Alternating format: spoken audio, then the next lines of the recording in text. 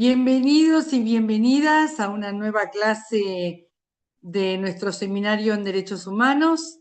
Estoy en un escenario un poco diferente, estoy en la casa de mi mamá.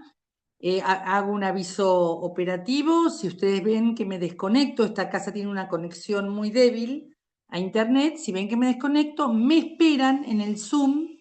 Mari les va a avisar esta situación y esperan que yo me vuelva a conectar, ¿sí? Por otro lado, como siempre decimos con Mari, pongan su nombre y su DNI en el chat para registrar el presente y recuerden que también capturamos las pantallas porque el presente también se da con pantalla encendida. Así que les pido por favor a quienes estén con la pantalla apagada que avisen la razón de la pantalla apagada. Ahí se ve mi dedo corriendo las pantallas, perdónenme. Que avisen la razón o que los prendan. Rodrigo, Tobías, Marisa, Florencia, Brenda, por favor, Sabrina, si pueden prender la pantalla, les agradezco porque yo miro mucho las caras de ustedes, los gestos de ustedes a la hora de dar clase. El tema que hoy vamos a dividir la clase en tres partes, porque el tema de hoy va a ser el rol del Estado en materia de derechos humanos. Para eso vamos a detenernos en algunas características específicas del Estado en la primera parte. Luego vamos a contar este rol particular del Estado y ahí es en ese momento que vamos a hacer un recorrido por casos emblemáticos de incumplimiento del Estado, pero sobre todo de ejercicio de terrorismo desde el aparato estatal, y cómo luego la reposición de esos derechos formaron parte de los casos emblemáticos de los derechos humanos en Argentina. Vamos a hacer todo ese recorrido. ¿Por qué vamos a llegar a los casos emblemáticos? Porque el trabajo práctico va a tener que ver con eso. Y hoy les voy a explicar el primer trabajo práctico que ustedes van a volcar en un foro, digamos, que vamos a abrir en ese título que se llama Avisos. Ahí vamos a explicar la consigna y ahí la van a volcar. Entonces, por eso vamos a hacer un recorrido que va a culminar en la última parte de la clase en explicarles el trabajo práctico. Esto no significa que después yo no se los cuente por algún aviso que les voy a mandar, les mando la consigna por escrito del trabajo práctico, pero les aclaro que lo voy a hacer al final para que no se desconecten antes y escuchen la explicación de este trabajo práctico. Bueno, en primer lugar, vamos a hablar un ratito y aquí va a haber un intercambio con ustedes. Les pido a todos, a todas, que estén atentas a este intercambio. Ustedes saben que esta profesora, cuando pide intercambios, no continúa la clase hasta que no se producen esos intercambios. Así que estén atentos porque vamos a hacer un primer momento de intercambio acerca de lo que es la naturaleza propia del Estado. O sea, aquello que lo diferencia de cualquier otro tipo de organización humana, de la organización familiar, de las organizaciones sociales, de las organizaciones gremiales, de las empresas, que es donde a veces se confunde bastante. Entonces, ¿me están recibiendo bien? Porque me veo la imagen entrecortada. ¿Sí? Sí, Cualquier cosa me hacen, sí. me hacen señas o vos, Mari, me avisás y cualquier cosa apago la cámara. Bueno, el Estado es un tipo de organización humana única y original. Esto es lo primero que ustedes van a tener que tener como base, como piso de lo que vamos a hablar ahora. Es un tipo de organización que no tiene comparación con ninguna otra. Y ahora vamos a dar algunas señales o características o indicadores de esa originalidad, de eso que lo hace original al Estado. Algo ya hemos hablado en las primeras clases, pero acá lo vamos a reafirmar. ¿Se animan ustedes a responder alguna de las siguientes preguntas? ¿Qué es lo propio del Estado que no podría ser ninguna otra organización humana? Esa es una pregunta. O la otra, que es más común, lo tienen más, en forma más concreta para poder responder. ¿Qué diferencia al Estado de cualquier empresa? Negocio, empresa, fábrica, comercio. ¿Sí? Así que, ¿los escucho o los leo? Adelante, empieza el primer intercambio. ¿Qué es lo propio? ¿Cuál es la característica propia del Estado? ¿O qué lo diferencia, por ejemplo, de una empresa? ¿Mm?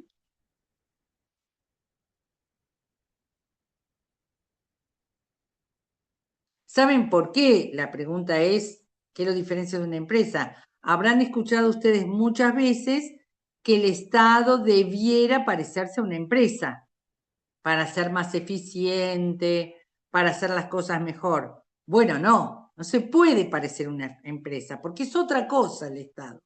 Pero ahora lo vamos a charlar. Espero la respuesta a esas preguntas. Adelante. Pueden levantar la mano. Ahí empieza Matías. Adelante, Matías.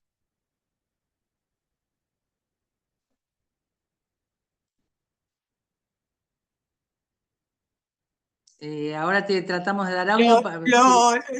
Lo abro yo, mejor, porque si no Sí, nos porque yo desde fijamos. acá no puedo. Yo desde acá no puedo, Mari. Ahí va, ahí Hola, está. buen día, profesora, buen día, compañeros, espero que se encuentre bien. Bueno, yo voy a intentar responder la primera parte de la consigna, el resto por ahí se la dejo para otros compañeros que también quieran Perfecto, involucrarse y sí. quieran interactuar. Que se vaya preparando Rocío y después Brenda, para hablar después de Matías. En Adelante. en primera instancia, el Estado es un fenómeno histórico. Nosotros es algo que vemos dentro de la carrera de ciencia política y es un fenómeno que también tiene un dinamismo particular, que va cambiando permanentemente. Sí, presenta Bueno, una serie de... perdóname que te interrumpa ahí, Matías, perdóname que te interrumpa ahí. ¿Me escuchás, Matías? Las empresas también son un fenómeno histórico, las organizaciones sociales también son un fenómeno histórico. Lo que estoy preguntando es lo que tiene de diferente. Adelante. Bueno, o sea, ahora pensándolo rápido, eh, puede ser la posibilidad o la variable de que es un factor coercivo en este caso, o que tiene la posibilidad de la coerción, que tiene la posibilidad de la Tal coerción de cual, la violencia o de la seguridad también. Y tal cual. Tiene el monopolio del ejercicio de la violencia legítima. Esto es una definición muy propia de la sociología, pertenece a Max Weber, y es un diferencial. Puede ejercer legítimamente la violencia y eso no se lo permitimos a ninguna otra. Es incompleta igual, no explica toda la naturaleza propia, porque además Weber no sabía que en el siglo XX y a finales del siglo XX iban a privatizar la seguridad y que tiene incluso ejércitos mercenarios, Estados Unidos, por ejemplo. Pero bueno, pero sí, sí, es la República tiene previsto la sanción, la punición, el ejercicio de la sanción por parte del Estado a los ciudadanos que no lo puede hacer nadie más. Así que bien, adelante, Matías. No sé si te falta algo más.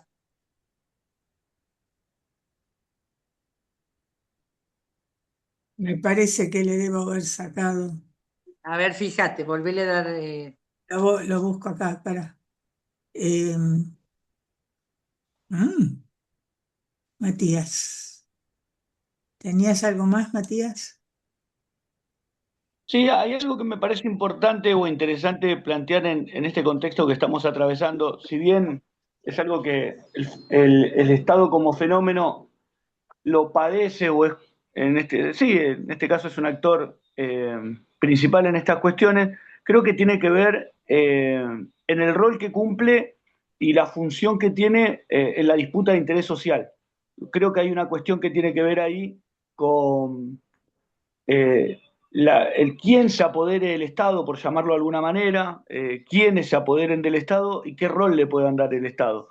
Digo, hoy lo vemos dentro de este gobierno con una participación menos activa socialmente, más inclinado a cuestiones de los intereses de la minoría o de la minoría de la sociedad, aquellos que tienen más recursos económicos, que tienen poderío político también, y no tanto volcado a suplir las demandas sociales que hay en un país en desarrollo como la Argentina. Creo que es un factor también, al menos para destacar. No sé si hay alguna similitud Tibio, ahí con tibio. la empresa, lo Vamos, pienso. va tibio, va tibio. Ahora lo vamos a perfeccionar lo que dijiste, pero gracias por participar. Lo primero, claramente, es una naturaleza específica. Lo segundo, esto de que puede ser cooptado por intereses particulares, es algo que también sucede en las corporaciones industriales, en las empresas y en las organizaciones sindicales o sociales, no es algo propio que solo le sucede al Estado, el tema de la cooptación, pero sí hablaste del interés social y ahora lo vamos a especificar. Pero vamos a escucharla a Rocío. Adelante, Rocío, si le podés dar micrófono, Mari. Tiene. Buen día, ¿qué tal? Sí, yo iba a ir un poco por esto último que dijo el compañero, que el Estado debería por lo menos ir para el lado de lo que la sociedad exige o pide, porque es representación de la sociedad. En cambio, las empresas van más por un bien, por un interés propio, ya sea del dueño, de los accionistas, incluso con la manera de financiación. El Estado financia a través de impuestos y la empresa a través de la venta de sus bienes, del producto que sea que trabaje. Muy bien, muy bien, muy bien. Muy bien, es muy preciso lo que dijiste. Eso da por tierra con toda la confusión que se empieza a hacer a partir de los 90 de pedirle al Estado que se parezca a las empresas, cuando en realidad lo primero que las diferencia es el interés particular que persigue una empresa de una ganancia para ese capital que se invirtió. Es muy diferente acrecentar el capital o tratar de obtener ganancias al interés general, cualquiera sea este interés general.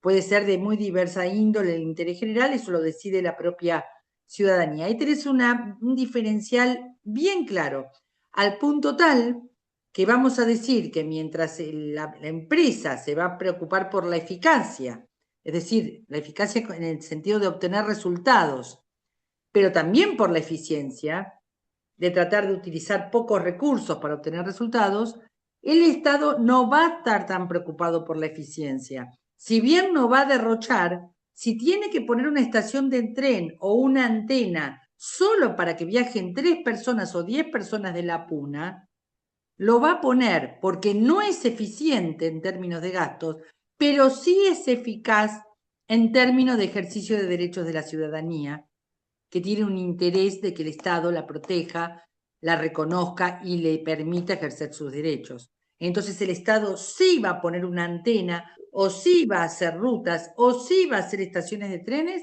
para que lo use una minoría que no alcanza a cubrir los costos. Y el Estado es eficaz, no importa que no sea eficiente, porque obedece al interés general. Así que gracias, Rocío, por ese diferencial fundamental. Brenda creo que quería comentar algo, ¿puede ser?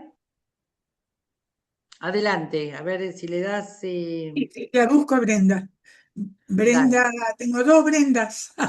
Brenda, Escarafia, Brenda Alejandra Escarafia. ahí está. Adelante, Brenda. Eh, reactiva tu audio, Brenda. ¿Ahora me escuchan? Ahora Sí, sí. perfecto. ¿Qué tal? Buenos días a todos, profesoras, buenos días, compañeros.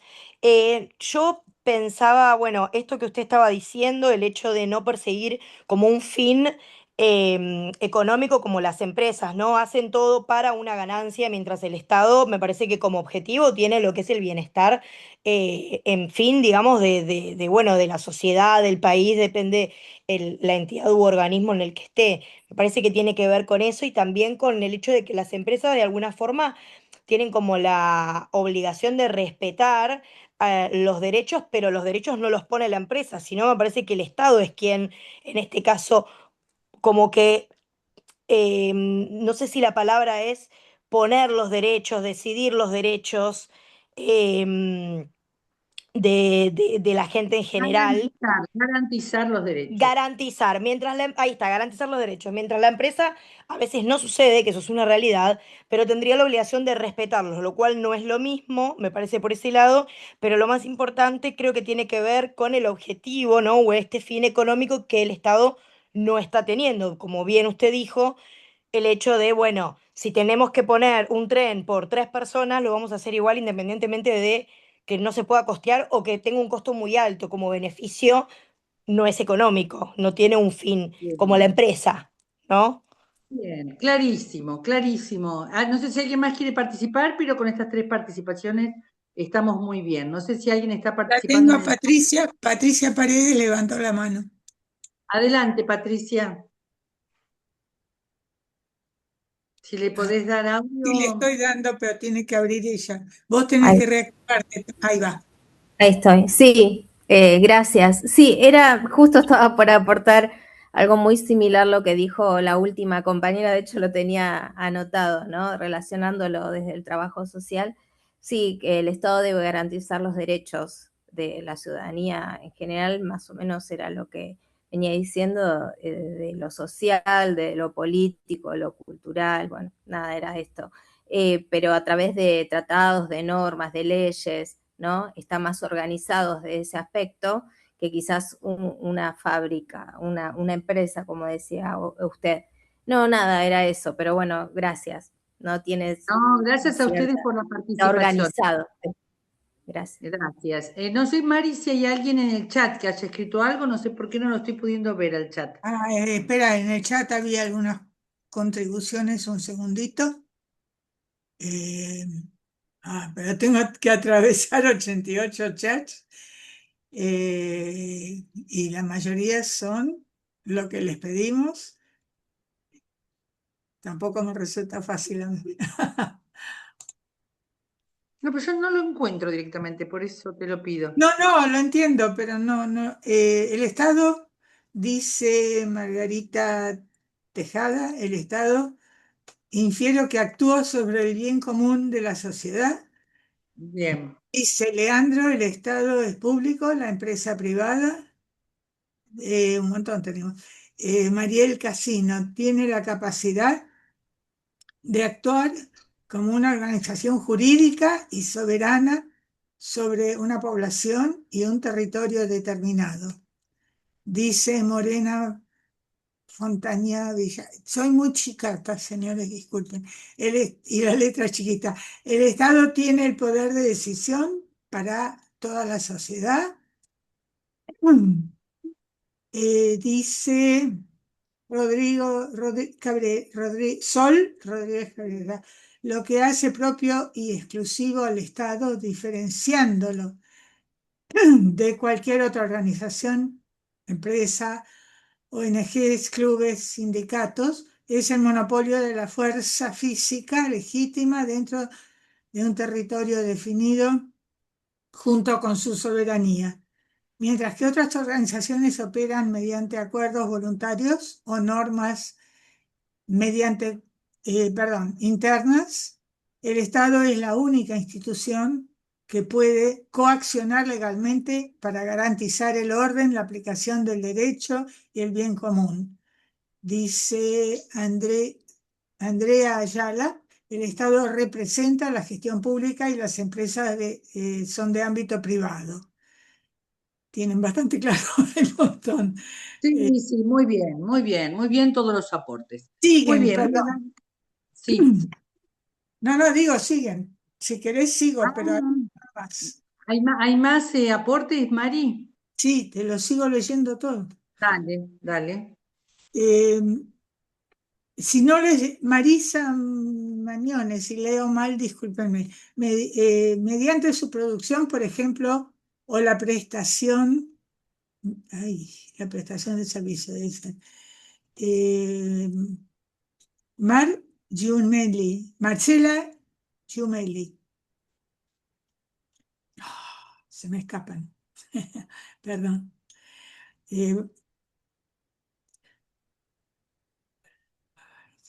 Tiene la capacidad de actuar, no es Marcela, es otra. Tiene la capacidad de actuar como una organización jurídica y soberana sobre una población y un territorio determinado.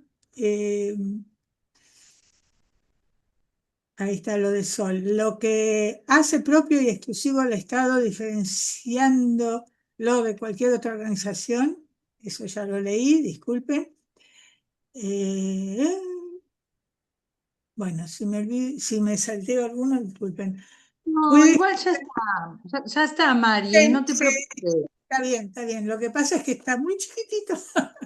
No te preocupes, no te preocupes. Ahora voy a pedir a algún voluntario o voluntaria que nos haga de Que, ayudante de chat para no que recargarte. tengan mejor vista que yo. Patricia Paredes volvió a pedir la mano. Bueno, Ahí va. adelante, Patricia. Pero yo ya con lo que tengo ya estoy. Pero si Ahí Patricia va. quiere agregar algo más, No, adelante. habrá aparecido, pero no pedí nuevamente, disculpe. Bueno, No. listo, falta bajarla nomás. Bueno, 2 o 3 comentarios importantes. Hay tres grandes grupos de organizaciones en lo que es el sistema social. Organizaciones para un interés económico, las organizaciones que vamos a llamar del mercado, empresas, comercios, industrias, toda la actividad agrícola, minera, de actividad primaria, actividad secundaria, actividad de procesamiento. Otro gran bloque de organizaciones que son de índole social o gremial, o sea, el interés es otro, no precisamente económico, sino muchas veces o corporativo, de defensa de derechos, de defensa de algún gremio, alguna profesión, de defensa de derechos de los trabajadores, o organizaciones solidarias de mutuo acuerdo para algún interés social de ese grupo. Y el tercer gran bloque es la organización estatal, que a veces convive en un mismo territorio, el Estado municipal con el Estado provincial y con el Estado nacional. O sea, las personas están cruzadas todo el tiempo por todo este tipo de organizaciones. Todo el tiempo. Nosotros estamos entrelazados entre organizaciones privadas a las que pertenecemos, organizaciones del mercado a las que pertenecemos o con las que interactuamos como consumidores, organizaciones sociales o gremiales a las que pertenecemos o con las que interactuamos, parroquias, organizaciones de culto, organizaciones gremiales, un grupo de un coro, un grupo de un club. Y también estamos cruzados porque somos ciudadanos de un Estado municipal, un Estado provincial y un Estado nacional. No casualmente se produce una enorme confusión durante la década del 90. Y les voy a mostrar la trampa. Es mucho más fácil para nuestras mentes, para nuestra forma de razonar, confundir organización social con Estado que Estado con organización del mercado. Y les voy a explicar por qué. Porque una organización solidaria que busca el bien común, uno podría decir, bueno, hace las mismas cosas que el Estado. De hecho, hubo una gran organización social que compitió con el poder del Estado durante los siglos XVIII, XIX y XX, fundamentalmente. Pero en realidad, que fue prevalente esta organización social durante toda la Edad Media, y cuando se crean los estados modernos, le sigue compitiendo el poder. Y es una organización social de culto. ¿Cuál es en Occidente? Lo pueden escribir, lo pueden comentar. Escribe en la iglesia. Exactamente. Entonces, la gran paridad se daba entre una organización social y el Estado, porque además la Iglesia había asumido la inscripción de los nacimientos, la inscripción de los matrimonios, todo lo que era el registro civil, digamos, ¿no? La inscripción de las muertes. Y la vida estaba ordenada a veces más por las leyes del derecho canónico que por las leyes de la República, de las asambleas o del poder legislativo de la República. Y por supuesto que la gente tenía una gran confusión allí, pero es casi les diría una confusión lógica. En el siglo XIX, fines del siglo XIX y durante todo el siglo XX aparecen con fuerza las organizaciones del mercado. Pero la confusión fue una confusión inducida a partir de la emergencia del liberalismo, pero sobre todo del neoliberalismo. Porque el liberalismo, ¿qué le dijo al Estado? Vos ahí, yo acá. Vos hacés tus leyes, pero respetame la propiedad privada y vos no te metés en la dirección de empresas.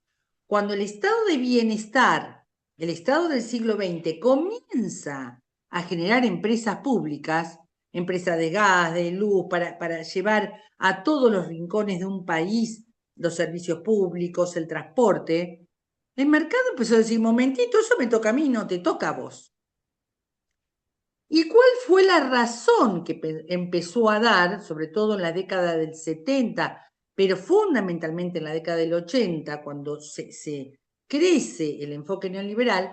La gran excusa es el Estado es ineficiente, no hace las cosas bien como las hace la empresa. La empresa es eficiente para producir, es eficiente para brindar servicios, el Estado no. Eso produjo un gran sentido común que hizo que mucha gente dijera, bueno, el ámbito privado es mejor, el trabajo en el ámbito privado es mejor, lo público es malo, cuando todos sabemos que las universidades públicas, por ejemplo, en nuestro país son mucho mejores que las privadas. ¿Por qué esto no habría de pasar en otros ítems? En todo caso, y esta trampa demuestra que era una trampa Bernardo Klicksberg en su bibliografía del periodo. Bernardo Klicksberg va a decir, las empresas o las organizaciones pueden ser eficientes o ineficientes, tanto, dice Klicksberg, en el ámbito público como en el privado. Pueden ser eficientes o ineficientes. Y él es el primero que va a empezar a llamar la atención fuerte, porque se había perdido.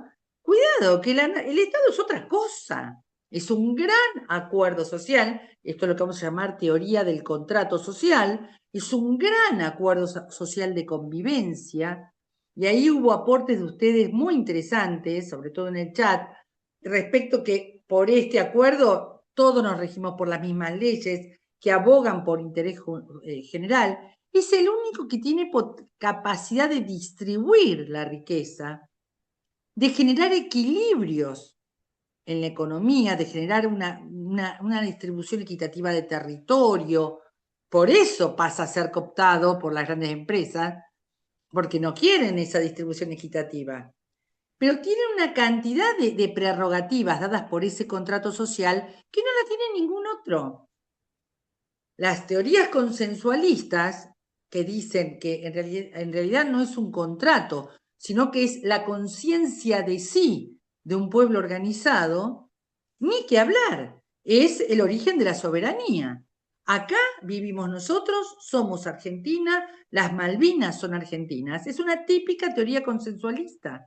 Este es mi origen, esta es mi identidad, y desde esta identidad organizamos las organizaciones del mercado, las empresas y las organizaciones de la sociedad civil. Pero decir que lo público es malo, es ineficiente, es burocrático y que las empresas privadas son buenas, no fue una casualidad. Trajo enormes confusiones al punto tal de creer que son de naturaleza parecida. Me alegra mucho por lo que escuché en el chat y por lo que estuvimos charlando, lo que leímos en el chat y lo que estuvimos charlando, me alegra mucho saber que este seminario, este alumnado tiene clara la diferencia. En ese contrato social, en las teorías del contrato social, el gran padre del contrato social es Rousseau, la Revolución Francesa, o en las teorías de la soberanía o teorías consensualistas, en cualquiera estas teorías, se aboga por el interés general. La discusión es cuál es el interés general. ¿Es el interés de las clases dominantes? ¿Es el interés de las clases populares? Bueno, para eso está la democracia, para dirimir y para ponernos de acuerdo de cuál es el interés general. Por eso ningún libro les puede decir lo que el Estado debe hacer. Es el pueblo soberano reunido en asamblea el que decide lo que su Estado debe hacer. Y al Estado le va a pedir eficacia, no necesariamente eficiencia, porque le va a pedir que atienda a todos y cada uno de los derechos que se declararon en la Constitución. Constitución, como lo indica la palabra literalmente, ¿no? La Constitución como la ley que constituye ese Estado, que lo hace nacer, que lo crea, a partir del cual ese Estado se planta sobre sus pies y le dice, acá estamos, a otros estados. Ustedes dicen en un territorio determinado. Bueno, cuidado con eso del territorio determinado, porque nosotros en nuestro territorio tienen soberanía 3 estados, donde ustedes están parados o sentados, y donde yo estoy sentada ahora, sobre mí tienen soberanía 3 estados, el estado municipal, el estado provincial y el estado nacional, con conflictos de soberanía. Y los gitanos van a ser parte del pueblo gitano y de su organización protoestatal sin importar si están en Rumania, en España, o en Italia, o en Argentina. El territorio no es un componente, de hecho su bandera tiene una gran rueda de carreta entre el cielo y la tierra, porque su territorio es el viaje, no la permanencia en un lugar. Y sin embargo sus leyes son tan estrictas como las nuestras. Entonces, lo del territorio es relativo. Hay pueblos sin territorio que son incluso reconocidos por las Naciones Unidas, como es el caso de Palestina, que pelean por un territorio, en el caso de Palestina frente a Israel, y pueblos como el gitano que no le interesa pelear por un territorio. Y sin embargo, tienen leyes propias, que tratan de hacer convivir con el Estado que les da cobijo a sus carretas, digamos, hoy convertidas en autos. Ustedes saben del enorme amor que tienen los gitanos por los autos. De hecho, están en el negocio de la compra y venta de autos, ¿no? Pero eso es toda una tradición, es la tradición del viaje del pueblo romaní. Bueno, nos quedó claro la naturaleza específica, la naturaleza específica. Desde esa naturaleza específica puede haber una confusión con las organizaciones sociales que también abogan por el ejercicio de derechos, pero en general las organizaciones sociales se sitúan en un tiempo y espacio determinado y en algún tema determinado.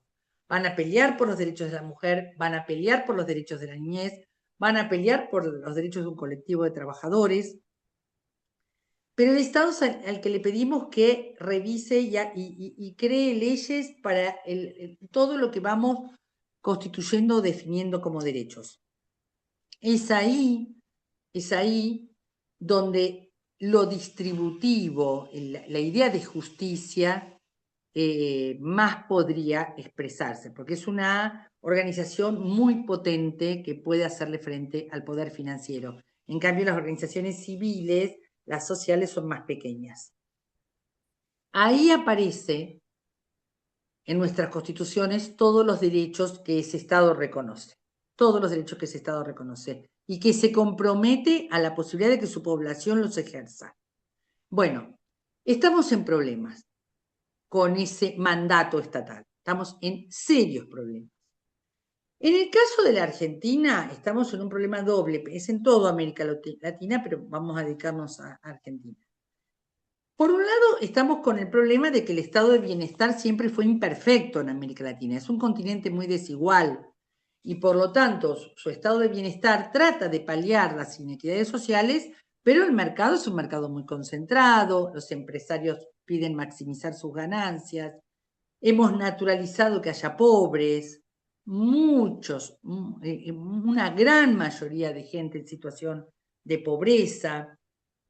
La inequidad social forma parte de la historia de América Latina y la capacidad del Estado de revertirla es débil frente a los monopolios agrícolas, a los monopolios empresariales, a las propiedades privadas de los terratenientes.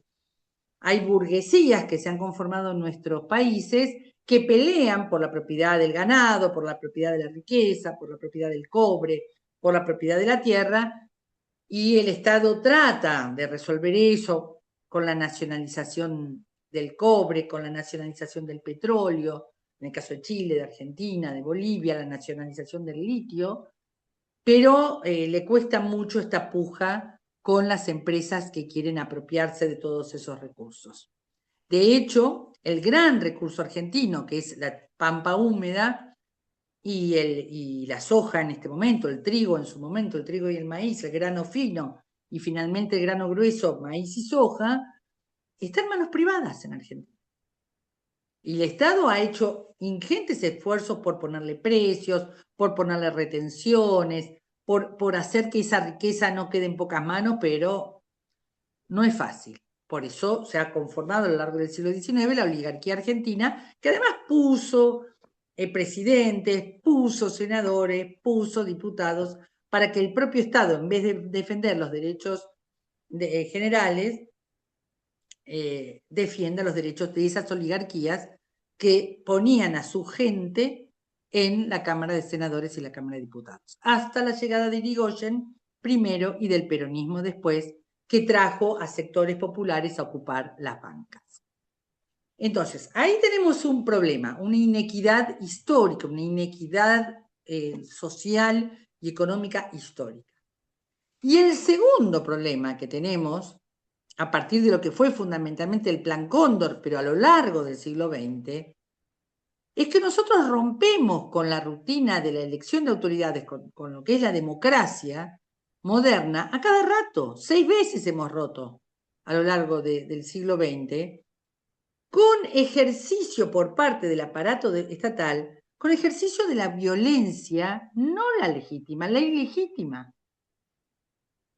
Es decir, con ejercicio de terrorismo de Estado para perseguir opositores, para perseguir militantes, sin juicio justo, sin actuación del Poder Judicial. Perdón, tengo una llamada, hacemos un impasse de unos minutos.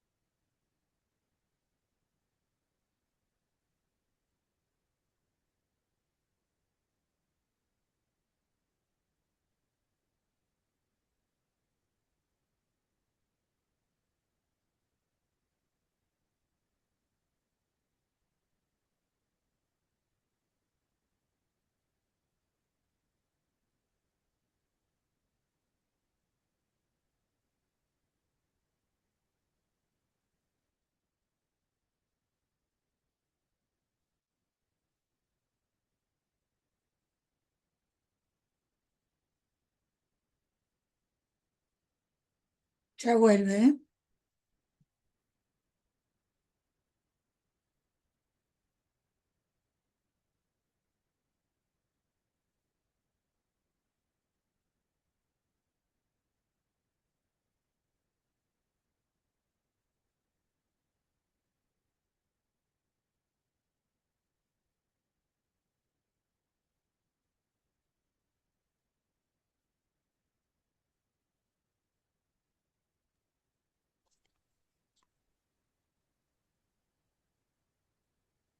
Algunos compañeros me parece que se fueron a cargar el termo, pero bueno, ya vuelven. Bueno, disculpas, estoy en una casa ajena y cuidando a una persona mayor. y con temas domésticos. Mil disculpas. Ya estamos aquí de nuevo. Esperamos un minuto que todos vuelvan a estar. Encima estoy con un dispositivo que no estoy acostumbrada. Bueno. No, pero una vez que ¿Está bien, cortaste Mari? todo, una vez que cortaste todo estaba bien. Lo que pasa es que algunas se fueron a cargar el termo, me parece. Bueno, vamos a pedirles que vuelvan y que vuelvan a pedir, vuelvan a No, abrir ya, pantalla. ¿Me ya van a escuchan bien, volver. Mari? ¿Cómo? ¿Se me Te escuchan bien? escucho bien, te veo perfecto. Listo, seguimos entonces. Bueno, vamos entonces a la segunda parte, que vamos a hacer la segunda ronda de participación. Ustedes los demás, háganme señas, si me están escuchando, me están viendo. Todo bien. Gracias, Gabriel, por la seña. ¿Qué dicen los demás? Muy bien, gracias, Mayra. Listo, seguimos entonces. Gente, fue tan grave la utilización del aparato estatal para hacer lo contrario de lo que su pueblo le pidió en el gran mandato que es la Constitución, que dio lugar a todo el surgimiento de los movimientos en defensa de los derechos humanos. Movimiento que se consolida fundamentalmente después de la dictadura cívico-militar. Que sin embargo fue capaz, y esto es un dato que lo necesito aclarar para lo que vamos a decir, ahora, fue capaz de detectar toda vez que ese aparato también hizo ejercicio de la violencia y violación de derechos a posteriori de la dictadura, ya en democracia. Entonces, cuando ahora hablemos de casos emblemáticos, vamos a hablar de casos fundacionales del movimiento de derechos humanos en Argentina y qué aspectos de los derechos humanos los hicieron emblemáticos, pero vamos a hablar tanto antecedentes, o sea, casos anteriores a la dictadura militar, casos sucedidos durante la dictadura militar y casos posteriores. Por ahora, en esta primera parte, vamos a abrir el micrófono y el chat para nombrar casos antecedentes o de la dictadura militar. Necesitaría un voluntario o una voluntaria para leer el chat, por favor, para no recargar a Me Mari. había dicho Nair antes que ella podía leerlo, entonces le abriría a Nair. ¿Te parece, Nair? Espera que la busque. A ver, abrile para que me lo diga porque no la encuentro. Si la encuentro, aquí habla y la Ya encuentro. está, ya la encontré. Nair, te abro el audio. Ahí está. Hola, ¿me escuchan? ¿Escucha bien? Sí, perfecto. Anaí, ¿sos vos? Sí. Es ella, sí. A ver si la veo. Bueno, Anaí, ¿podrás leer el chat ahora? Sí. Bueno, genial, genial. Entonces, primera pregunta, ¿qué casos emblemáticos recuerdan antecedentes o del periodo de la dictadura militar? Tanto que lo quieran poner en el chat como que lo quieran decir levantando la mano. ¿Y a qué derecho humano particular refiere este caso? Acá Gabriel Dicho Castellani con sus puso palabras, no es. El caso de Walter Bulacio es un caso emblemático del periodo posterior a la dictadura militar de los años 90. ¿Cómo? Acá dice, A ver, ¿escucha? lee vos que no te escuchaba Claudia. ¿Escucha? Sí, ¿qué dijiste? Y acá Gabriel Castellani puso, el caso Walter Bulacio es un caso emblemático No, del no, periodo... justamente el caso Walter Bulacio, que es un caso muy conocido, no es en esta pregunta. El caso Bulacio lo vamos a nombrar en la pregunta que sigue. Ahora les estoy preguntando antecedentes, o sea, anteriores al 76 o de la dictadura. A Walter Bulacio lo vamos a dejar porque es un caso muy emblemático del periodo democrático, junto con otros dos o tres. ¿Vamos con los anteriores al 76 o del periodo de la dictadura, por favor?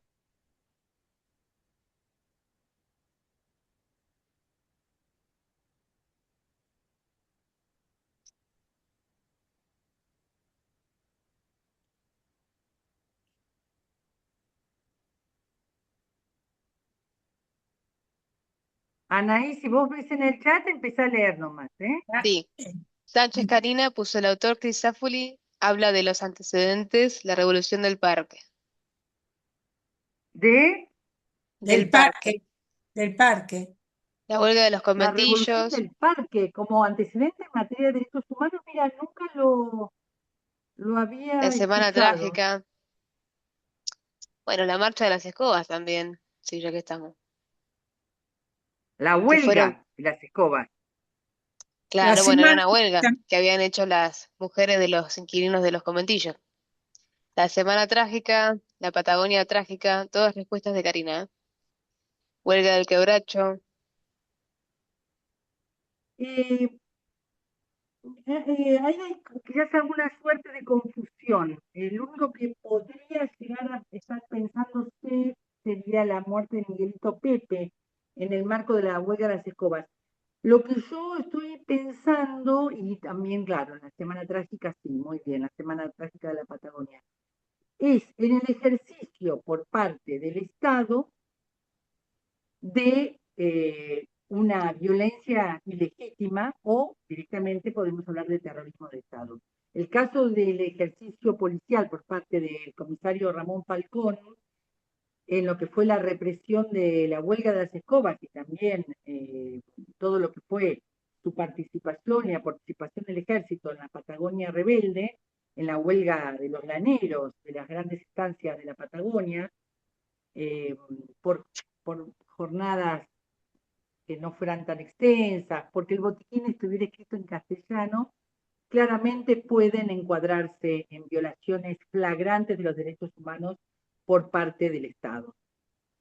Las otras me quedo pensando porque no las tenía tan claras. Bueno, el caso de Miguelito Bueno, Pepe, si no lo conocen, les pido por favor que lo busquen. Miguelito Pepe era un baulero del puerto de Buenos Aires, vivía en uno de los conventillos de la zona de Barracas y San Telmo, y tuvo una participación activa, era un gran orador, tenía 15 años, pero era un gran orador, y animaba mucho a las mujeres, a mí que se llama huelga de las escobas, porque las mujeres cruzaban las escobas en la puerta de los conventillos para que no entraran los cobradores de los inquilinatos, ¿no? La renta de... Ustedes saben que en San Telmo quedaron las casas antiguas de grandes familias propietarias que se habían mudado a zona norte después de la peste de la fiebre amarilla a fines del siglo XIX, y habían subdividido esas grandes casonas en piecitas. Y allí llegó la inmigración italiana, española del interior del país para trabajar sobre todo en el puerto de Buenos Aires. Y venían personas, como el señor Barriga, ¿se acuerdan en el Chavo del Ocho? Venían a cobrar la renta y las mujeres cruzaban las escobas en la puerta para que no pasaran estos cobradores. Uno de los grandes oradores de esta huelga fue este baulero, Miguelito Pepe. Y la policía de Ramón Falcón lo mató en un mitin mientras estaba hablando. Y fue multitudinario y todas las mujeres acompañaron su funeral. Sin embargo, las calles de Buenos Aires llevan el nombre de Ramón Falcón y ninguna calle de Buenos Aires lleva el nombre de Miguelito Pepe. Y es muy poco estudiado tanto la huelga de las escobas como la muerte, el asesinato de Miguelito Pepe, es muy poco estudiado en la literatura de las ciencias sociales, en las universidades. Gracias a Osvaldo Bayer, se despliega todo lo que es el gran genocidio que se produce en la Patagonia trágica, en el periodo de Irigoyen, los fusilamientos que hace el ejército de los huelguistas de la Patagonia.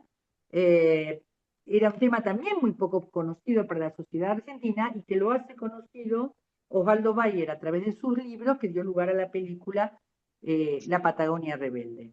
También hay dos genocidios, dos grandes matanzas de población mocobín, población indígena, en la zona de Formosa y Chaco, tanto en la primera mitad del siglo XX como hay una gran matanza en el primer gobierno peronista.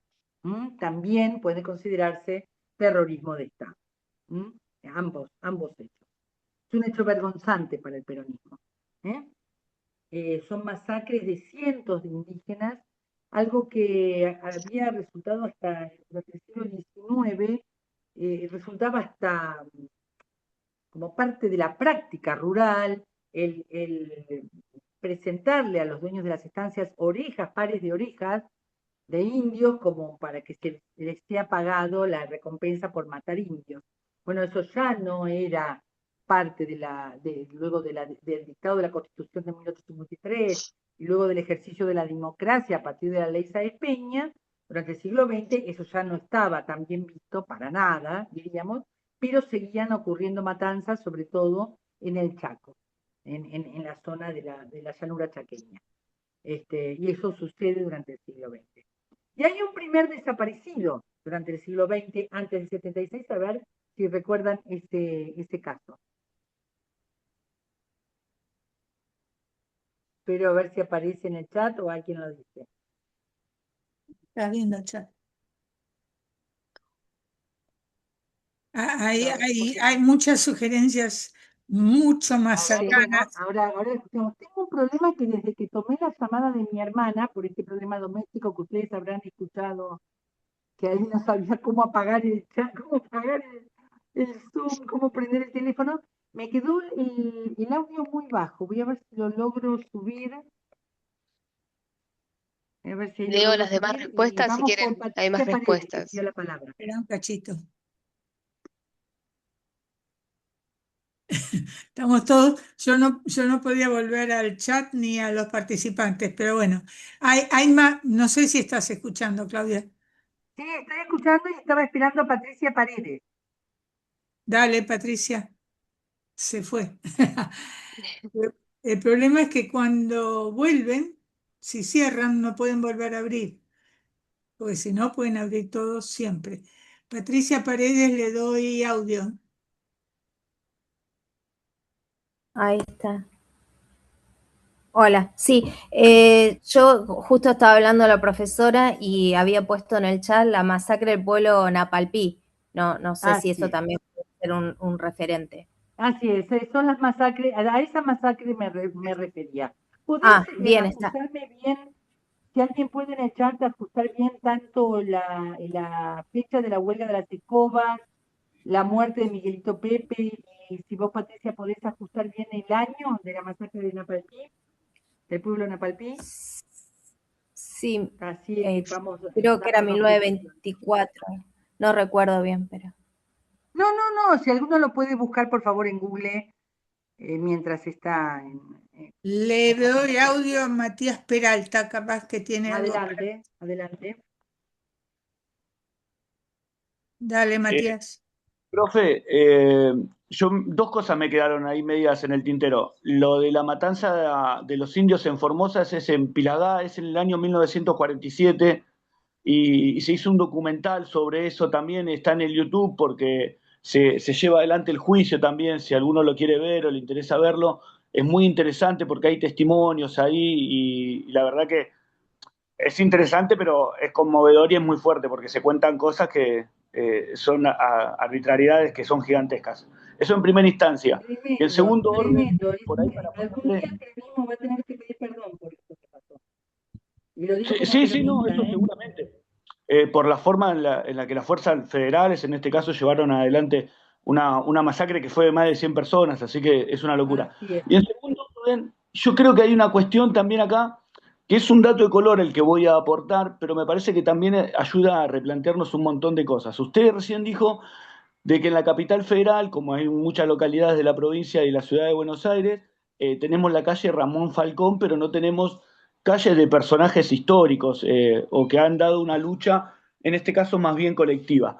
Y eso se debe a una cuestión pedagógica también, o una colonización de forma pedagógica, que se da a partir de 1852, después de la batalla de Caseros. Digo, después de este vencedores y vencidos, quienes se quedan con el Claro, poder, por supuesto. un proceso de colonización de Los ganamos nombres de la las calles, los nombres de las ciudades, hacen docencia. Hacen tal docencia. cual. Por eso los pueblos de la provincia de Buenos Aires se llaman los nombres de los conquistadores del desierto, y no de los caciques. El puente Nicolás Avellaneda, que es reconocido popularmente por el puente La Boca, tiene el nombre propiamente Nicolás Avellaneda. Digo, hay una cuestión que tiene que ver con una colonización que se lleva adelante de forma pedagógica. Que digo, bueno, Perón lo decía también cuando le preguntaron por la estatización de los ferrocarriles. A Perón le hacen una consulta si los ferrocarriles ahora iban a cambiar de nombre, Roca, Mitre, Sarmiento, y Perón dice algo que es medio anecdótico: demasiado problema tengo con los vivos, mirá si me voy a andar haciendo problema con los muertos. Así que bueno, quizás es una disputa que valga la pena dársela más adelante. Por supuesto, no, y la dimos en los últimos años, los gobiernos populares dieron la disputa por los nombres. Se dio bastante, y hay que darla, por supuesto, coincido que hay que darla. A ver si alguno nos puede dar precisiones sobre la muerte del Cristo Príncipe. Se te está yendo te estás alejando de la... se va el sonido. ¿A mí se me va el sonido? Cuando te mueves muy para el otro lado, me parece que se va Bueno, de la, me del... quedo acá. Preguntaba si alguien en el chat pudo poner precisiones sobre los años. Yo no la veo por ahora. Sí, dice, huelgas de las escobas puso Karina Sánchez, agosto de 1907, también lo puso Gabriel Castellani. La masacre de Napalpí es de 1924 y el asesinato de Miguel Pepe fue el 22 de octubre de 1907 por la policía bajo las órdenes de Ramón Falcón. Eso lo dice Bien, Castellani masacre de también. Napalpí, entonces 1907. No, No, 1924. 24. Y la del 47 es la del pueblo Pilagá. Perfecto. Bueno, todo esto es todo para retomar en lo que es la historia del terrorismo de Estado, ¿no? Lo mismo que la Patagonia Rebelde. También si alguien puede dar precisiones sobre la fecha exacta de la huelga de la Patagonia. Les agradecemos. Vamos por el primer desaparecido de la Argentina, el primer desaparecido reconocido como desaparecido, ¿no? Acá Matías Peralta y Julieta Sosa pusieron Felipe Vallese. Así es. Felipe Vallese, integrante de la resistencia peronista, un trabajador agremiado que desaparece sin dejar rastros en algo que resultaba inédito para la Argentina. Es decir, la revolución fusiladora inicia fusilamientos explícitos, busca generar una muerte en el olvido de alguno de los fusilados, es el caso de Juan Carlos Braga en la operación de las basurales de José León Suárez. Lo hace tan mal que finalmente Rodolfo Walsh, con su investigación, descubre estas operaciones de dejar morir personas heridas en enfrentamientos en las cárceles o en las comisarías, pero el caso de Felipe Vallese es el caso donde por primera vez la desaparición se vuelve exitosa y crea la figura del desaparecido, de alguien que no se sabe su paradero. Por otro lado, ustedes saben que el concepto de desaparición es un concepto que lo dice el dictador Jorge Rafael Videla en un reportaje que le hacen. No se sabe dónde están, se esfumaron o algo así, dice, lo estoy parafraseando, ¿no es cierto? Y él bautiza esta situación como la situación de los desaparecidos, pero se reconoce como el primer desaparecido a este militante de la resistencia peronista, Felipe Vallese. De hecho, el salón principal de la CGT lleva su nombre, Felipe Vallese. Nombro todos estos casos porque quizás alguno lo va a elegir para su trabajo. Vamos ahora a los casos emblemáticos durante la dictadura. Nombremos 2 o 3 casos emblemáticos de violación de derechos humanos.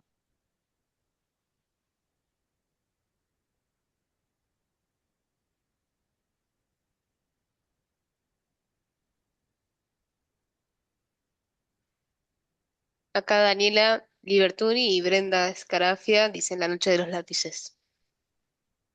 La noche de los lápices.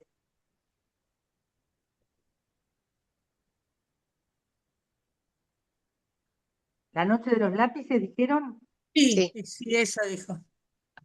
Bien. ¿Qué más? ¿Qué más aparece, Karina? Ahí.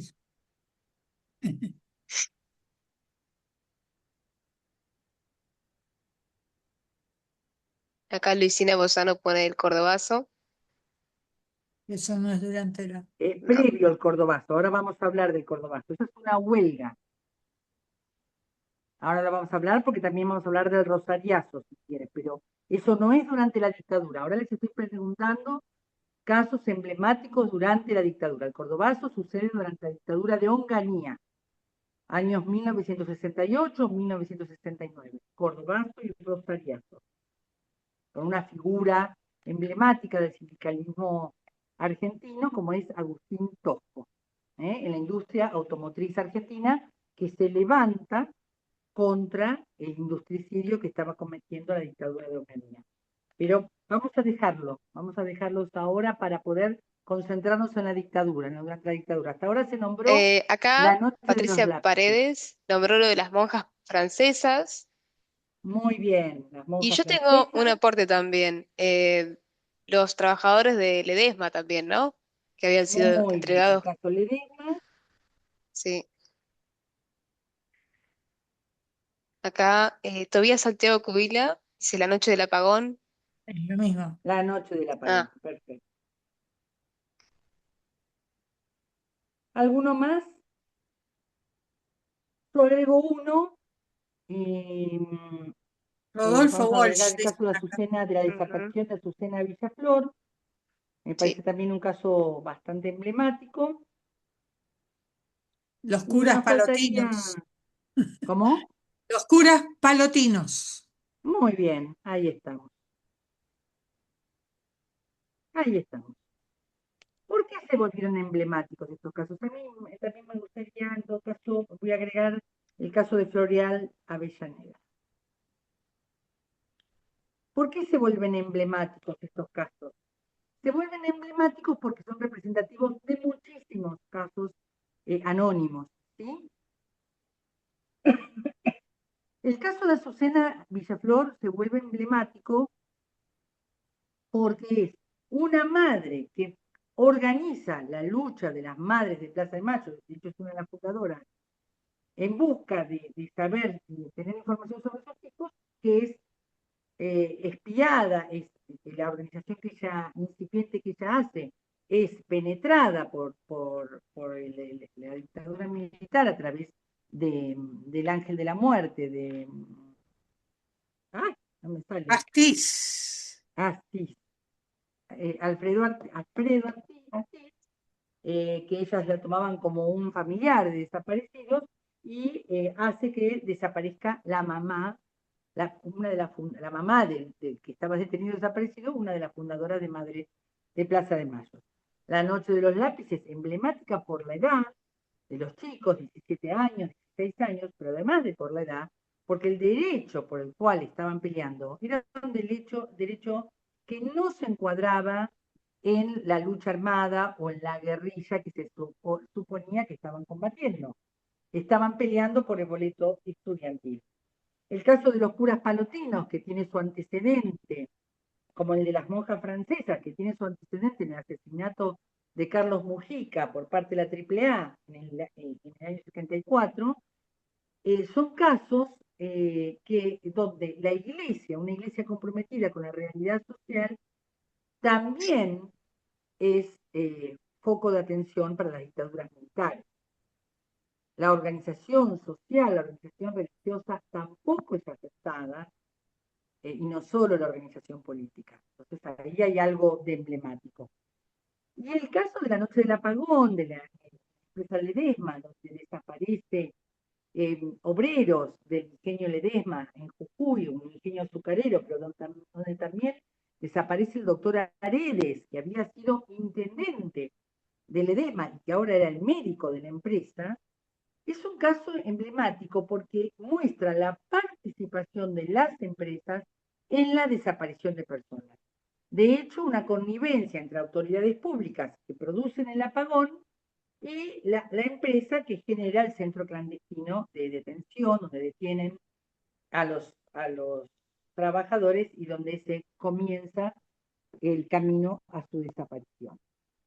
Así que han nombrado casos muy emblemáticos. Muchas gracias por esto. ¿Cuál es el tema en Argentina? Que la construcción de la memoria es una construcción que no terminó. Es una construcción que necesita de nuestra permanente investigación. Entonces, lo que empieza a pasar es que nosotros tenemos que conocer estos casos emblemáticos. Ustedes van a elegir, ahora vamos a ver lo que pasó en la dictadura, pero ustedes van a elegir algunos de estos casos, pero también van a indagar en la memoria social, en la memoria de sus familias, etcétera, casos de violación de derechos humanos, de detenciones arbitrarias, de desapariciones, de distintos tipos de violaciones de derechos humanos que haya hecho el Estado argentino, que no sean tan conocidos y que sean propios de la memoria colectiva, pero que aún no son tan resonantes. Vamos a la época de la democracia y ahora sí, si alguien quiere recordar el caso Walter Bulacio.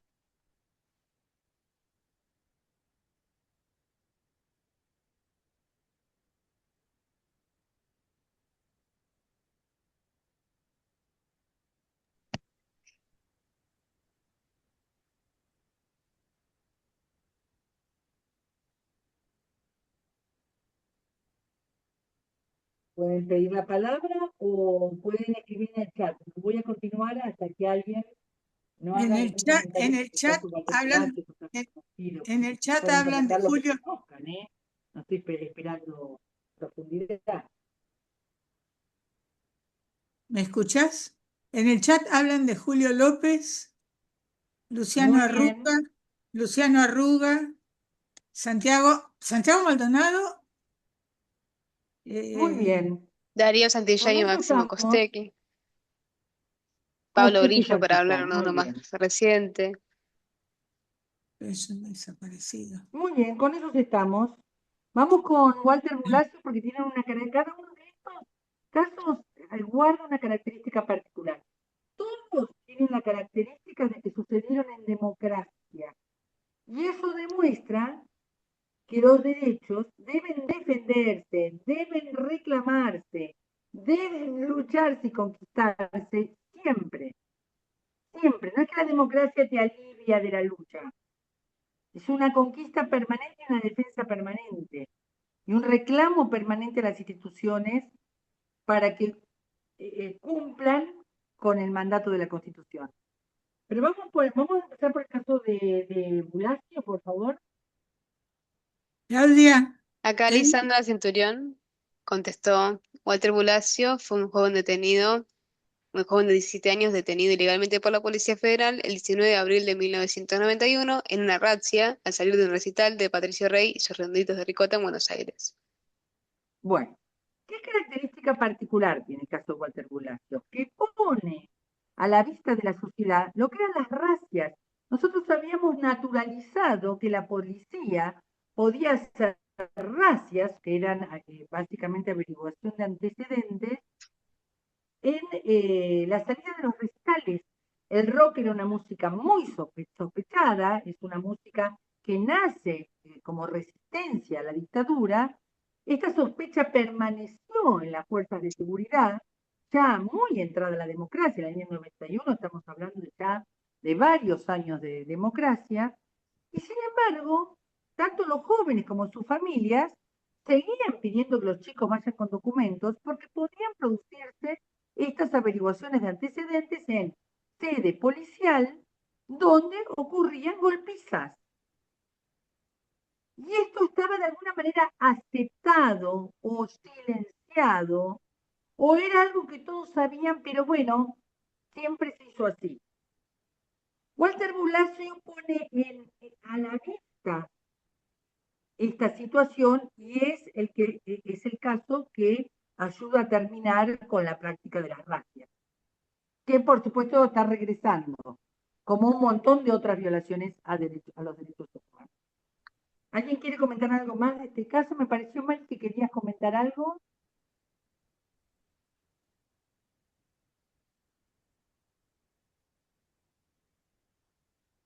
Tengo un comentario técnico. Se te escucha no tan bien como antes, pero no sé si se puede arreglar eso. Habla muy clarito. Sí, sí, me doy cuenta porque yo tampoco los escucho tan bien como antes. Voy a hacer algo, nos vamos a tomar 5 minutos para ir ya a los casos de la democracia y para ir ya al trabajo final. Nos vamos a tomar 5 minutos para que ustedes arreglen sus mates, hagan lo que tengan que hacer y yo salgo y vuelvo a entrar, Mari. Bien, Bueno, 5 minutos y retomamos.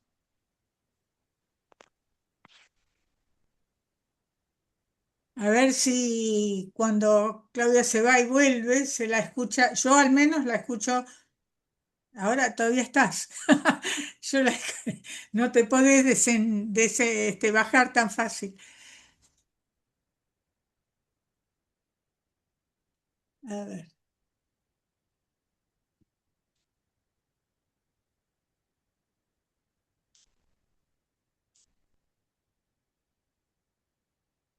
¿Estás ahí todavía, Claudia? Teneme paciencia, Mari, ya voy, ya voy. Te tengo toda la Ya- paciencia, pero cuando te vayas y vuelvas, te vuelvo a... Ahí está. Eh, a los demás 5 minutos y volvemos.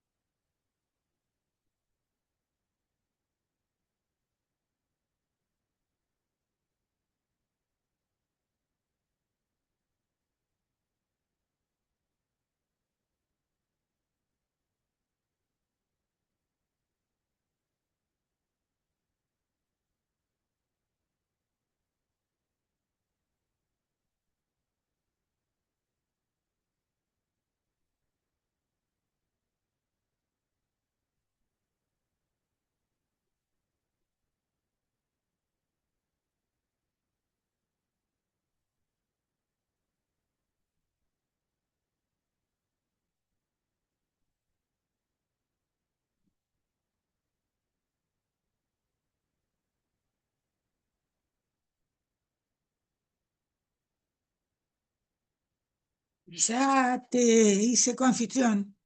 Desmuteate. Ahí va. Bueno, estamos de nuevo. Recuperé el buen sonido por mi parte, no sé ustedes. Perfecto. Claro. Perfecto, te No escuchamos. se puede tener el Zoom abierto, ya aprendí una cosa, no se puede tener el Zoom abierto y recibir una llamada telefónica.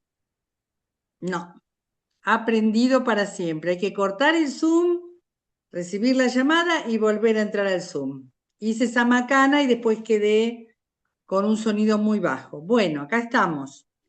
Estábamos hablando de los casos de violación de derechos humanos por parte del Estado en democracia, o sea, un Estado que tiene una constitución que lo obliga no solo al respeto de los derechos humanos, sino a ser el garante de los derechos humanos, para el ejercicio de los derechos humanos para toda la población, no solo que no cumple con la equidad social, con la posibilidad de vivienda para todos, de alimentación para todos, las cuestiones de la justicia social, que le son mandatos, sino que además le quedan resabios de prácticas de la dictadura.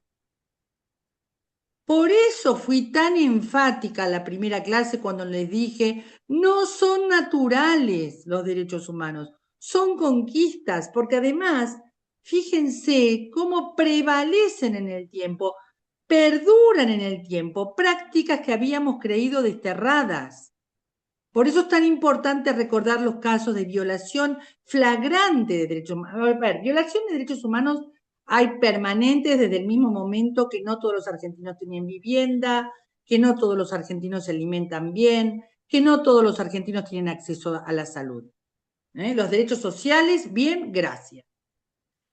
Pero además de eso, necesitamos recordarnos a nosotros mismos la violación de derechos humanos, básicamente el derecho a la vida. En los casos Costecchi y Santillán, en el caso Jorge Julio López, en el caso Luciano Arruga y en el caso de Walter Bulacio. Entonces, ¿qué hay de natural en eso? O sea, el derecho se conquista porque las prácticas prevalecen más allá de la recuperación democrática.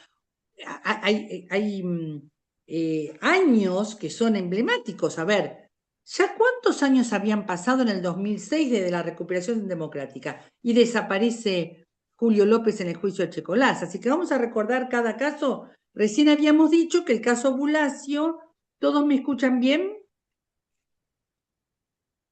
Antes de seguir.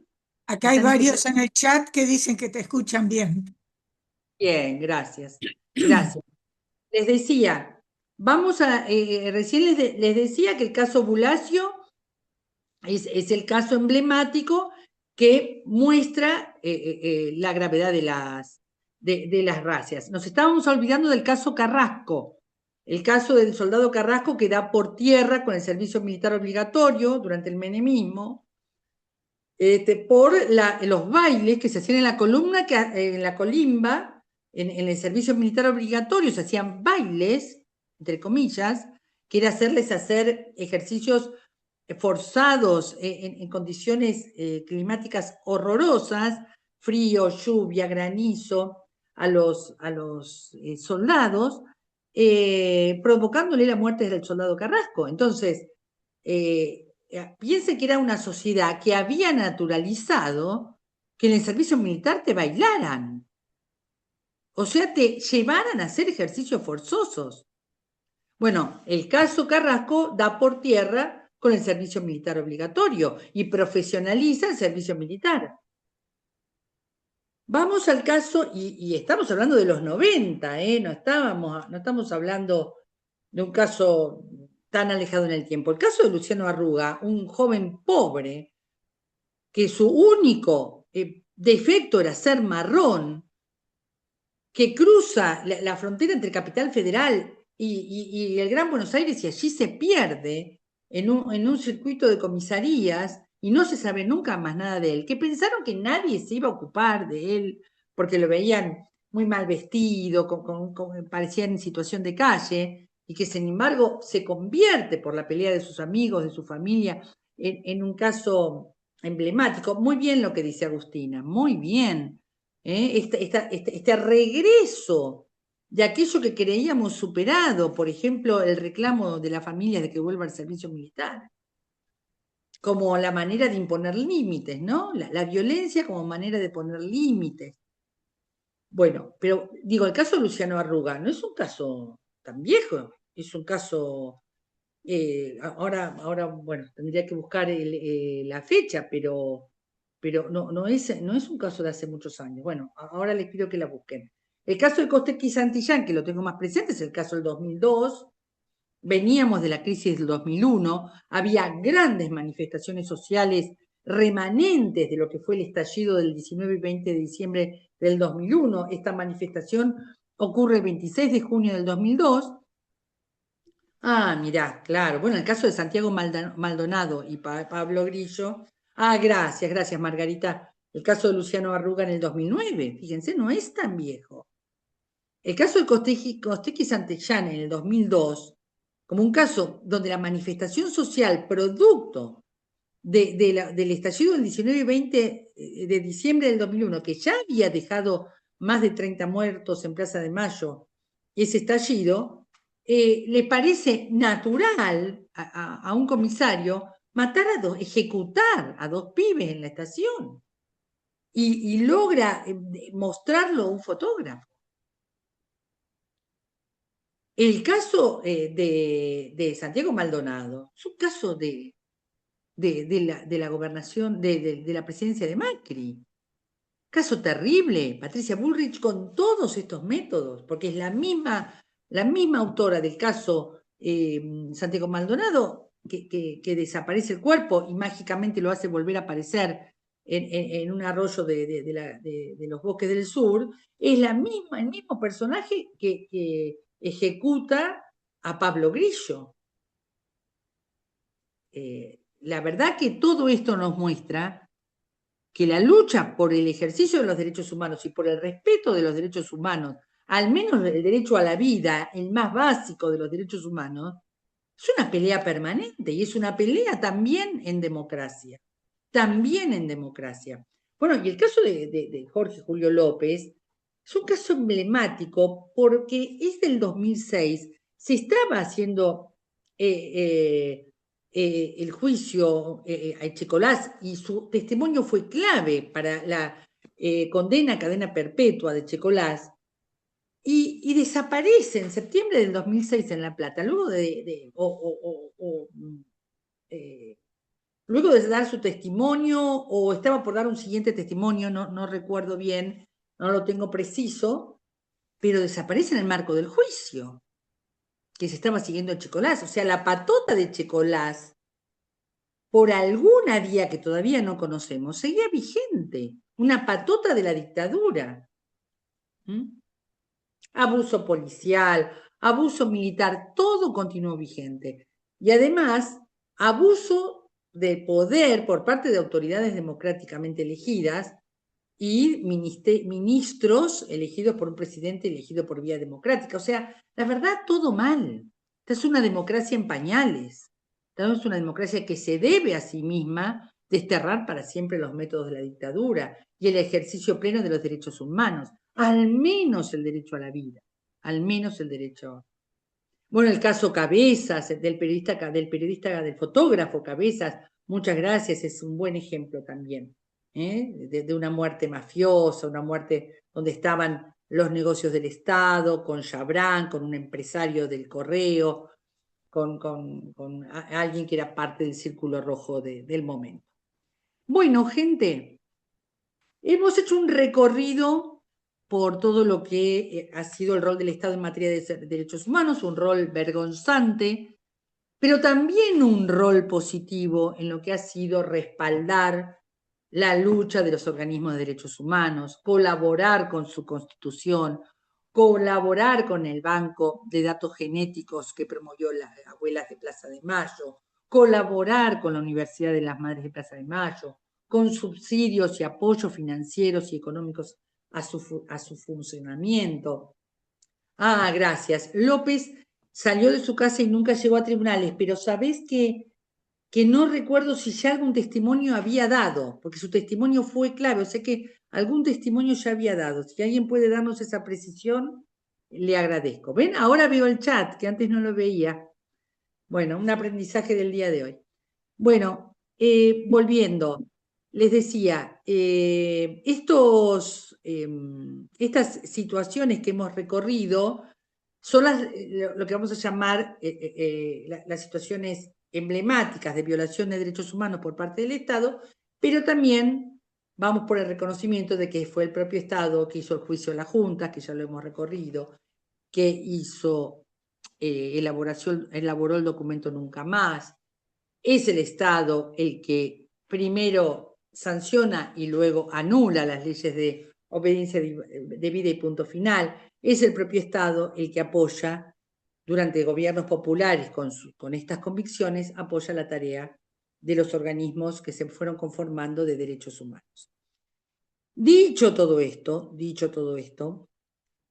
en los intersticios de esta historia, en los huecos de esta historia, la memoria tiene que continuar siendo construida. Por lo tanto, y aquí va la consigna, nosotros vamos a hacer 2 trabajos dio testimonio en junio del 2006. Claro, Margarita, y creo que desaparece en septiembre. ¿Dije mal? A ver, junio de 2006, claro. Y desaparece en septiembre, cuando tenía que volver al tribunal. Gracias, muchas gracias. Y el primer secuestro había sido en octubre del 76, por parte de la patota de Checolás. Bueno, esta memoria histórica es una memoria viva, hay que seguir construyéndola con los casos anónimos. Entonces, ustedes van a hacer 2 trabajos durante este seminario. Un primer trabajo lo van a hacer en el foro donde yo ponga la consigna. Yo voy a poner una consigna en el foro. Es una consigna que va a decir con más claridad esto que les voy a decir ahora, y debajo de esa consigna ustedes van a ir respondiendo. La consigna les va a pedir que elijan un caso de los emblemáticos, pero también que elijan un caso anónimo, que hagan una breve descripción de las 2 elecciones, que la justifiquen. Ese va a ser el trabajo en el foro. Una vez que hagan ese trabajo, el trabajo final, que puede ser grupal, este inicial es individual. Un caso anónimo es un familiar tuyo, un vecino, alguien que vos conocés del club, un jugador de fútbol. No digo anónimo de que nadie lo conozca, pero que sea menos conocido. Está el caso del arquero de fútbol que escapa de un centro clandestino, está el caso del jugador, del hermano del jugador Claudio Morresi, de 17 años. Son casos conocidos, pero no tan conocidos, y me refiero anónimo a algún caso que esté en su familia, en sus vecinos, que no sea emblemático. Gracias, Dominga, gracias, exactamente. No quiero seguir estudiando la noche de los lápices, no sé si me explico, no quiero que sigamos estudiando porque ya hay mucha bibliografía, hay películas, etcétera. Prefiero que vayamos a otros casos. Si alguno elige el caso de Ledesma, a pesar de ser emblemático, siempre me gusta algún estudio sobre eso. Bueno, pero claro, pero igual está bien, porque yo les dije, elijan un caso emblemático y uno anónimo, los 2. No solo no hay problema si un caso ya fue elegido por un compañero, sino que al contrario, vos tenés que ir en busca de ese compañero para la elaboración del ensayo, que es el trabajo final. El trabajo inicial son 3-4 párrafos, donde ustedes van a elegir el caso emblemático y el caso anónimo. De cada caso van a dar datos precisos, puntuales, para encuadrarlo, y van a hacer una breve descripción, y al final van a justificar por qué lo eligieron. El caso emblemático y el caso anónimo.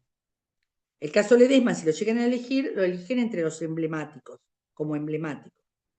Caso anónimo, insisto, no tan conocido, no emblemático o de su propia familia o de su barrio o de algún caso que ustedes tengan de algún conocido. Esos 6 párrafos, 3 párrafos para el caso emblemático y 3 párrafos para el caso anónimo, la van a poner en el foro. Una vez que hacen eso, ahora les voy a decir el plazo que van a tener. A fines de mayo, que va a estar el plazo preciso en el foro, a fines de mayo ya van a haber armado los grupos para elegir uno de los casos, un anónimo o un emblemático, o 2 de los casos, si ustedes le ven familiaridad, para hacer un ensayo de 4 o 5 páginas, con bibliografía incluida. Bueno, vamos a las preguntas del chat, entonces, así veo que la compañera que leía las preguntas del chat, por favor.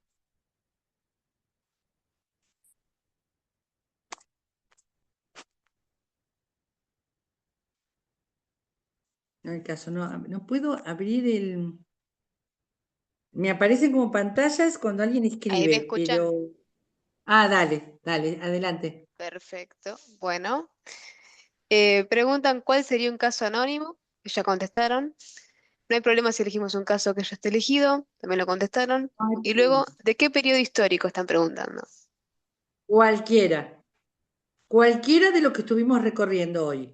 Predictadura del 76, dictadura del 76 o periodo democrático. Por ejemplo, ¿podríamos elegir el operativo Independencia? ¿El de Tucumán? Sí, sí, por supuesto. Pregunta también si el trabajo del módulo orientado es solo hacer el cuestionario. Ver que había que hacer una especie de informe, Ya pero lo no sabemos. respondí en clases anteriores. No tengo problema en responder varias veces, pero recuerden que si faltan, vean la clase grabada. Así no me hacen responder muchas veces la misma pregunta. El módulo orientado, lo único que hay que hacer es responder el cuestionario, no el trabajo que le piden. También preguntan si el trabajo final puede ser individual. Sí, también puede ser individual, puede ser grupal o individual, en grupos de hasta 4 personas. Igual no voy a describir el trabajo grupal ahora, ¿eh? Ahora voy a describir el trabajo del foro. Eso es lo que les voy a mandar. ¿Cómo es el trabajo final? Que tiene ciertas características, tiene que tener un título, tiene que tener un orden, tiene que tener bibliografía, lo voy a explicar en la última semana de mayo.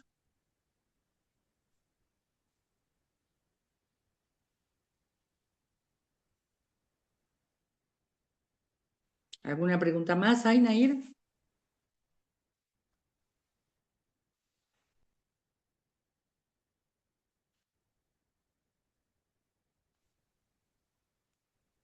¿Ve? Ahí pude cargar los chats.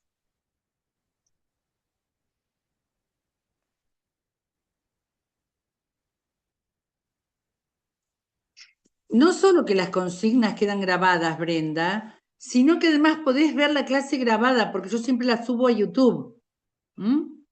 Así que tenés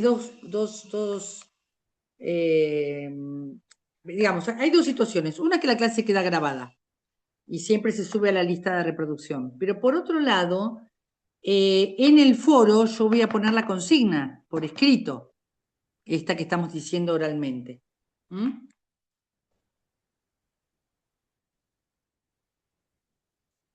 Bueno, ¿hay algo más? No se olviden de poner su nombre y su DNI. No importa que mi chat se haya cortado, porque el chat que se graba es el de Mari. Así que si ya pusieron su nombre y DNI, está perfecto. Si no me lo ponen 2 veces, les agradezco. Lo tengo que buscar 2 veces. Matías, mira, ya esa pregunta se responde sola, Matías. ¿Cuándo recibís los mensajes de esta profe después de los miércoles? Entre el miércoles y viernes los recibís. Siempre. Así que va a ser igual, porque ¿qué hago yo? Espero que me manden el archivo de la clase, la subo a mi YouTube, espero que se suba a YouTube, lo pongo en la lista de reproducción y les mando el mensaje. Y en ese mensaje va a estar la consigna de este trabajo para el foro. Y va a estar, digamos, el foro va a traer la grabación de la clase y la consigna. Y abajo ustedes van a ir respondiendo. Les voy a poner plazos, todo. Leo, pero dice, una consulta, un caso anónimo, podría ser de algún familiar, persona cercana que haya presenciado, por ejemplo, una desaparición, o tiene que ser bien concreto de alguien cercano que haya... No, puede ser alguien que haya sido testigo de una violación de derechos humanos. Está muy bien la pregunta. El trabajo final vamos a hablar la última semana de mayo. No voy a decir nada del trabajo final y ustedes van a comprender por qué. Porque si yo digo algo del trabajo final, se van a confundir con el trabajo parcial. Entonces, para que no se confundan, del trabajo final no voy a decir nada. Ahora lo único que se tienen que focalizar es sobre el trabajo parcial. La única pista que les doy es que el trabajo parcial es la base del trabajo final. Sí, lo nombré porque el trabajo parcial es la base del trabajo final, pero si yo te empiezo a decir las características del trabajo final, se puede prestar a confusión. Por eso no las voy a decir.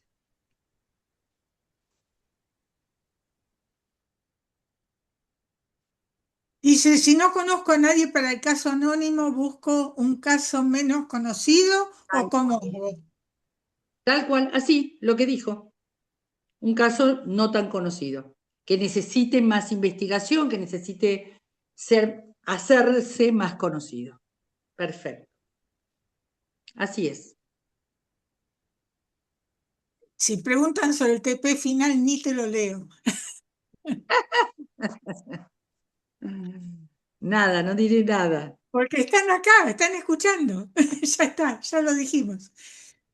No, se habrá ido a buscar algo. Bueno, No, trabajo final, no doy precisiones porque ahora, entre hoy y el viernes, van a recibir las consignas del trabajo parcial y van a recibir el plazo de entrega del trabajo parcial, que es individual, y no quiero que se confunda con el final.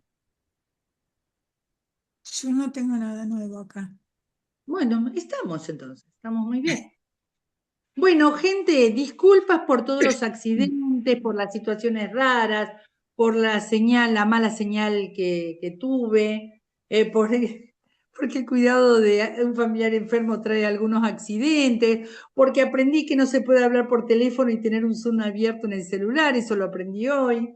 Bueno, disculpas por todo, creo que al final mejoramos mucho la transmisión y la posibilidad del intercambio. Gracias, Mari, como siempre, por el apoyo técnico. Gracias a ustedes por mantener sus pantallas abiertas y por toda la participación. Nos vemos el miércoles que viene y en los próximos días recibirán noticias mías a través de los avisos. Gracias a todos y todas. ¿Corto? Sí, gracias, Margarita, gracias, qué amorosa. Me dice que se mejore su mami. Bueno, tanto nos han cuidado, ahora nos toca cuidarlos. Es así. Yo lo único que pensaba, solo cuento esta anécdota y cortamos. El accidente, el pequeño accidente doméstico ocurrió a las 4 de la mañana y nos llevó al hospital. Y lo único que pensaba es en qué lugar, en qué rincón del hospital podía dar clase. Estaba buscando un enchufe, estaba por pedir el wifi del hospital. Bueno, no. Llegué a tiempo a volver a la casa. Bueno, fue un día accidentado, una mañana accidentada. Sí, ahora sí, Mari. Ahora sí, Mari, cortamos. Gracias, gente, gracias por los buenos deseos.